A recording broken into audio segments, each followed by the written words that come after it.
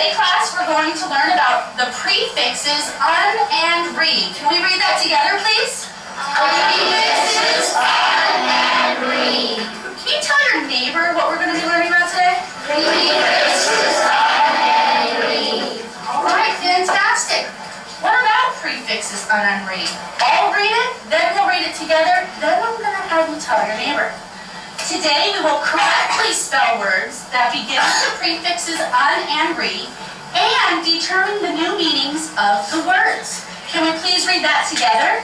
Today, we will correctly spell words that begin with the prefixes un and re and determine the meaning of the words. Fantastic. Can you please tell your neighbor what we're going to be doing today? Today, we will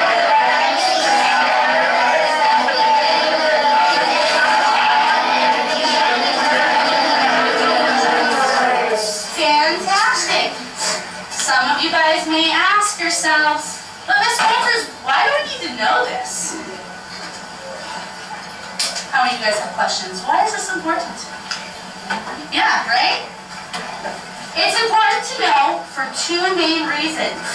The first one is knowing the rules for using prefixes helps us spell words correctly. Okay? Do you know on our endings, sometimes we have to drop an E before we have ing? Remember all those little rules we need to remember? The great thing with prefixes are, there are no extra spelling rules. How many of you guys like that? Right? You simply just add the prefix to the beginning. The second reason is that knowing how prefixes affect the root words helps us understand the new meaning of the word. Let's read the first reason together. Knowing the rules for using prefixes helps us spell words correctly. How many of you guys would like to improve your spelling? Right? I think so. I think this will be a great tool. Let's read the second reason together. Knowing how prefixes affect the root words helps us understand the meaning of the word. Wonderful. Can you tell your neighbor one reason why it's important to know how to spell prefixes correctly? Can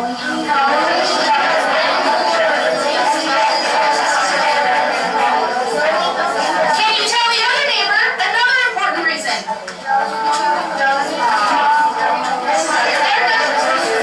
What about the other reasons? Two important reasons.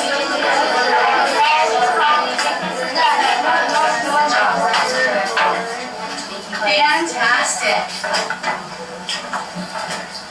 Before we begin, let's review something very important. A prefix is added to the beginning of a root or base word.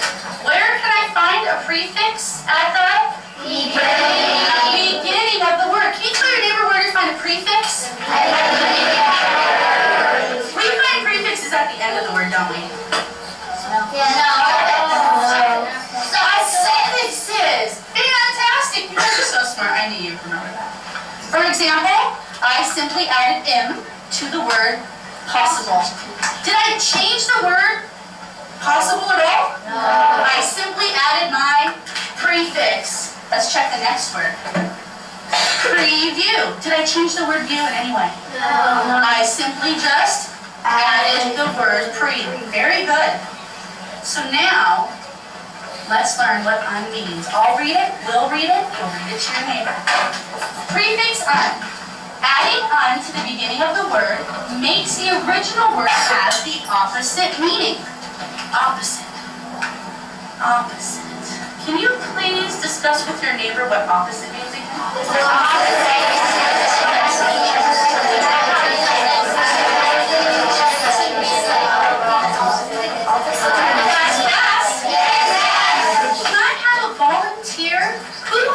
Example of opposite words from your neighbor.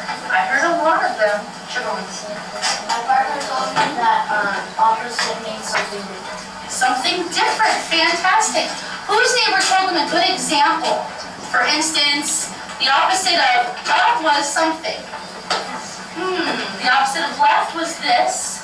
What did your neighbor tell you? Night and day. Fantastic. Thumbs up. Thumbs down. Night and day opposites? I agree that they are definitely opposites. So, an easy way to remember is that means not.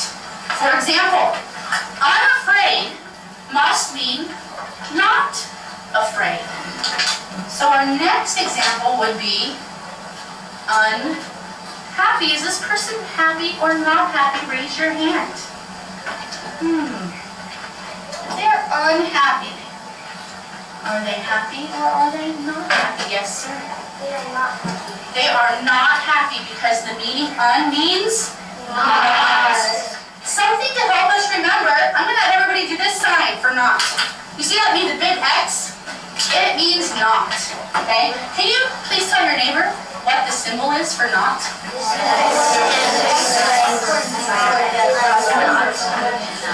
So every time we see what symbol will we think? X. Great job. I'm going to go through 3 examples. I'm going to show you how to correctly spell the words using the prefixes, and then I'm going to show you how to determine the new meanings. For the first example, I'm going to add to comfortable. I know there are no special spelling rules, so I'm just going to put them together. But now the meaning of my word has changed.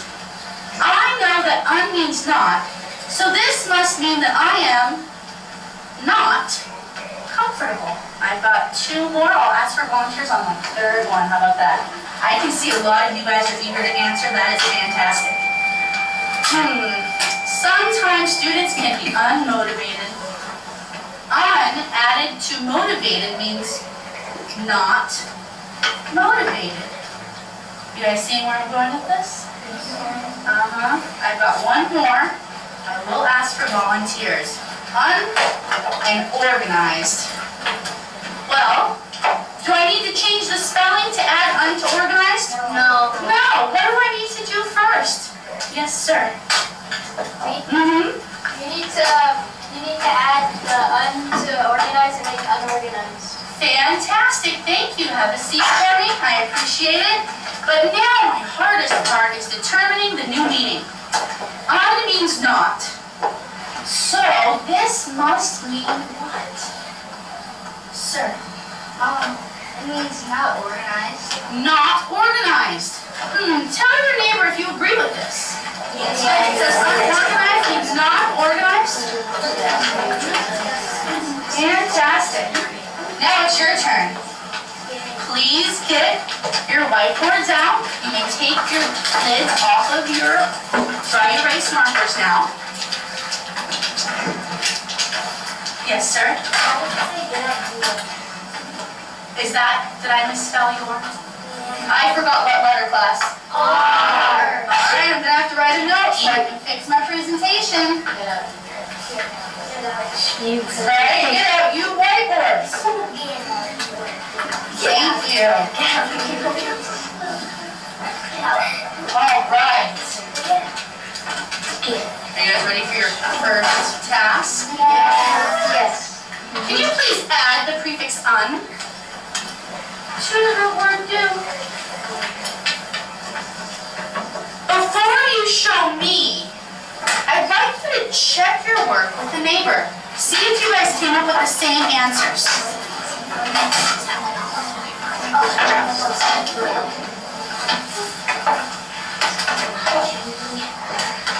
On the count of 3, I would like you to show me what you've written on your board. 1, 2, 3. Boards up.